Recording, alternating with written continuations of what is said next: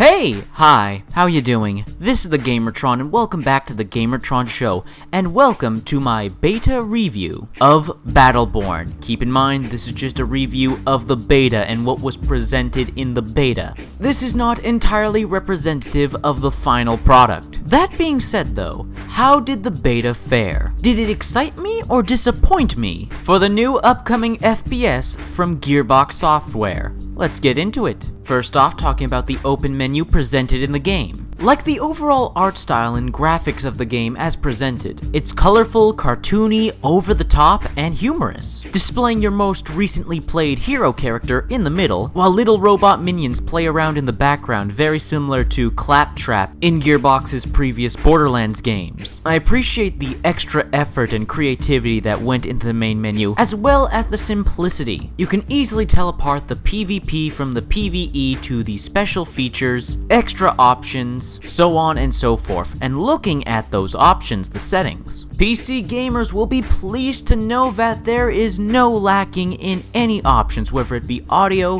graphics, or key bindings. Everything is customizable to a T. Especially the graphics, shockingly, quite a few options to customize your visual experience with the game. One unique option is the command tab. The command tab showing off all the Battleborn characters, allowing you to view their statistics, extras, and everything related to them. You can also see your accomplishments, challenges, other statistics. A marketplace where you can purchase new loot with in-game currency. You can also customize your gear loadout, which I will get into in the gameplay portion of the review. Basically, the command tab is all the information you would ever want to know and all the customizing you could want. The game does offer, even for this just being a beta, a pretty hefty amount of content and options. And one simply fantastic, awesome feature when you first boot up the game, when you first boot up Battleborn. Now, at least in the beta, one of the non-playable characters of the game, one of the very few non-playable characters in the game, Nova, this AI assistant, she informs you about all the different features and options after you click on them.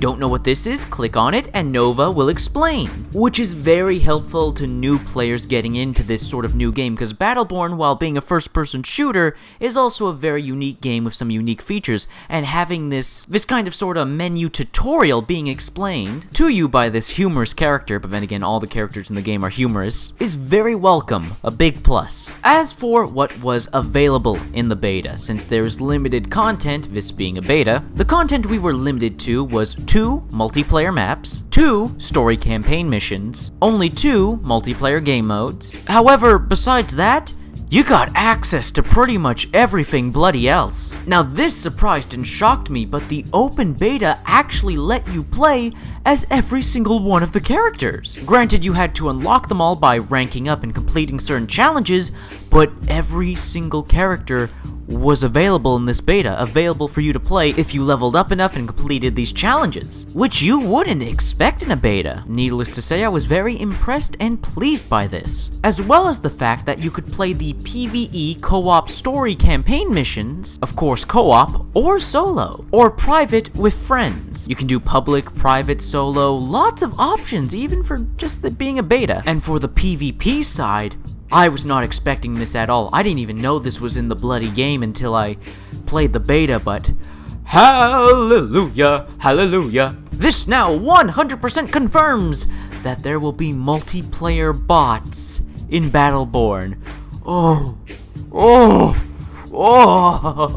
yes, yes, yes, yes, yes, so much yes, more games need to do this. Yes, the option to play the multiplayer offline without other players, just with bots, that's a huge plus in my book, and just having that option in the beta is surprising alone. And for those of you wondering, a typical multiplayer match of PvP in Battleborn takes up to 20 to 30 minutes, while a story campaign mission takes up to 40 minutes to an hour to complete. So yeah, surprisingly, a lot of content in this beta. I was not expecting Gearbox to go all out with the content in this beta, but seems to have worked out for them, because not only that, they gave a sneak peek of content to come, because it has now been confirmed that in the full game of Battleborn, there will be 8, count 'em, 8 story campaign missions. And the 2 that I played solo multiple times took up to 40 minutes to an hour to complete, depending on what character I was playing as, whether I was exploring the map or not, or taking time to kill extra enemies. So the whole single-player campaign portion of Battleborn, at least in the full game if we estimated based off the beta and what was presented here, could take you 8 to 10 hours to complete. Not to mention, these story missions are highly replayable. Not only for 1, playing them in co-op, not only for 2, replaying them as a different Battleborn hero, but also free, and this surprised the hell out of me. Not only was this in the beta, but this is going to be in the full game, and this is such an incredible feature. When you replay story campaign missions, the dialogue changes. The dialogue isn't exactly the same. Characters say different things, respond and react to set pieces in different ways. And quite frankly, to me at least, that's incredible! I've never seen any other video game do this. When you replay a mission with a ton of dialogue in it, usually unless you're given dialogue options, the dialogue will always remain the same. But in Battleborn, when replaying the missions, your typical advisor characters that talk to you over radio say and respond and react different ways every time I replayed the story mission. There were a few repeats here and there, but for the most part I was hearing new dialogue every time I replayed a mission, and these were just from 2 different story missions. There's going to be 8!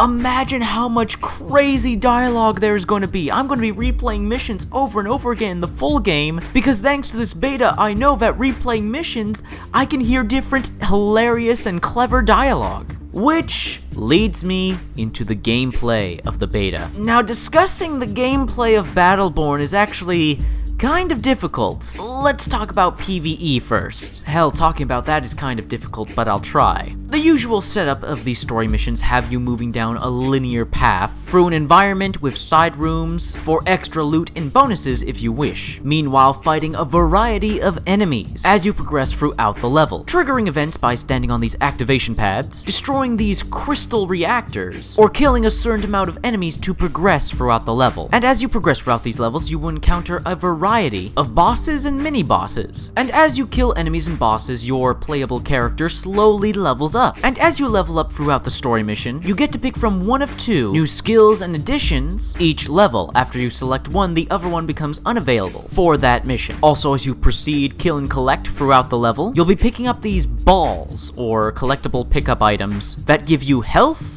money, a speed boost, a shield boost, and a reduction on your character's ability cooldown. And speaking of the characters, that is what makes the gameplay of Battleborn so difficult to talk about, because literally every single one of the characters that I got to play as in the Battleborn beta played almost completely different from one another, which one is totally awesome and provides a lot of replayability as well as creativity and experimentation. On the other hand though, it's really goddamn jarring, because like I said, these characters play completely different from one another. They don't feel the same at all. All of them have different mechanics, skills, and abilities, all of which change as you level up. Which again is awesome because you get all this variation, all these options, all these different gameplay styles in this one game. You can play, or replay in this case, story missions completely differently based on what character you choose. For instance, a character like Oscar Mike, who is more your atypical first-person shooter type of character, with an assault rifle, grenade launcher, and cloaking device. He's pretty easy to play as. Like I said, a more atypical first-person shooter character.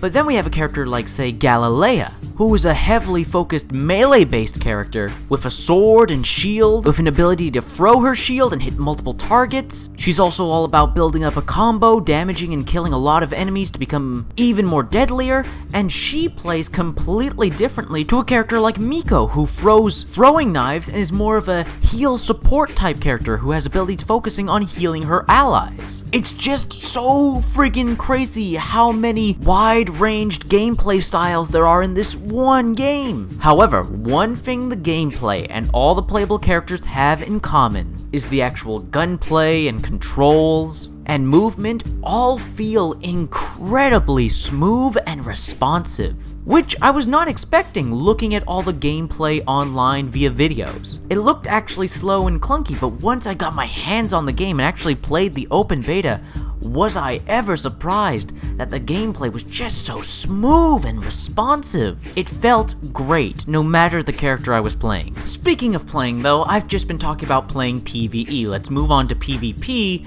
which plays very differently to PvE. In PvE, you're killing hordes of bad guys with your friends or by yourself. Of course, in PvP, it's player versus player, with 5v5 matches. The two game modes available in the beta were Incursion and Meltdown, both of which had very similar settings and mechanics to that of MOBA games, which was very interesting, competitive, and allowed for a lot of different strategies for that of an FPS. PvP multiplayer in Battleborn was very interesting, very unique, and very chaotic, with all the different hero characters using their special weapons and abilities, as well as the multiple robot minions going at it and blowing up. It's a colorful, wonderful mess, which, while awesome to look at, does affect gameplay in a negative way, because honestly, it's hard to see what the hell is going on when all these colors and special effects are just happening on the screen all at once. Now, the game modes and MOBA style of gameplay and mechanics force you to get right into the action to destroy the enemy minions and force back enemy players, but I honestly found it kind of hard to pick and choose my targets when there was all this colorful mayhem happening on the screen. And while that was frustrating, I just couldn't deny the absolute fun and carnage that was on the screen. I may have had little to no clue what was happening, but I'll be damned if it wasn't pretty as hell to look at. And all the different hero characters bouncing off their abilities from one another, using them in combination with one another, it allowed for some very, very interesting and unique and fun combat situations and scenarios. And depending on which Battleborn character you choose and how you level up your character as you progress throughout the match, can completely change how you play and how the match plays out. Battleborn is a very unique and very diverse type of game, which also can be found in the overall visual art style, aesthetics, and characters themselves. This is one of the most colorful, cartoony video games I have ever seen. It oozes style. Now, not everyone will enjoy this cel-shaded, comic booky, cartoony style of art style, but I love it. I think it looks beautiful, gorgeous. And another thing that's simply beautiful about this game, the writing and the voice acting. Simply perfect. I mean, the humor, the writing in this game, it's top notch. It's some of the funniest shit I have ever heard. Ooh, that looks important. That vintage? Why, yes, it certainly does. It's the lasers. The lasers are what do it. They draw the eye. Yeah, it's almost like they're... Sorry, this is gonna sound dumb. Calling to you? I was just going to say that. Yeah, what you said. What? There are lasers going on right now? It's a laser defense grid, Mel. Yeah, vent hatches. What did she say? Vent hatches. Laser vent hatches made of lasers, Milka. Holy crap, that's awesome! I bet it really grabs your attention. We should disable it and see where the vent leads. We totally should. Oh yeah, we are so doing that. It's just so damn clever and so unique and so fourth wall breaking. I love it. I love it. Now, if I had any real harsh negatives to give from my experience in the Battleborn beta, that would have to be the boss battles. Not that the boss battles were bad, the boss battles were actually pretty awesome, with awesome designs, unique abilities and weapons and stages and how they engaged you as their health got lower. The boss battles are actually pretty awesome when they're not, because depending on which character you pick to play as, it's going to be a very different experience fighting the bosses. While fighting the bosses with ranged characters, fighting the bosses with characters with ranged weapons, with ranged attacks and ranged abilities, was perfectly fine, it was awesome, it was fun. Fighting the bosses with melee characters, though, not so fun. All the bosses I fought in the Battleborn beta were bosses with mostly ranged attacks. So playing as a melee character like Shane and Aurochs, or Raph or Galilea, and fighting these bosses with mostly ranged attacks and fighting them as these melee characters wasn't really the best time, as I don't think these bosses were entirely built to handle melee characters. While they have like a standard melee attack and a knockback attack which forces your melee character back, forcing you to go back after them, for the most part this awkward duel of you circling around the boss, avoiding the close range attacks, and them awkwardly standing there and taking it. Again, fighting the bosses with ranged characters was perfectly fine, and I had a lot of fun fighting the bosses. Fighting them with melee characters, not so much. It was pretty awkward. However, overall, I gotta say, the Battleborn beta has got me highly anticipating the game now. I mean, I was always looking forward and interested in Battleborn since it was first announced and revealed back in 2014. But now, after actually finally getting to play some portion of the game, this open beta has fully convinced me that when the full game comes out, I'm absolutely going to love it. So yeah, overall, I'd say this was a pretty damn good open beta.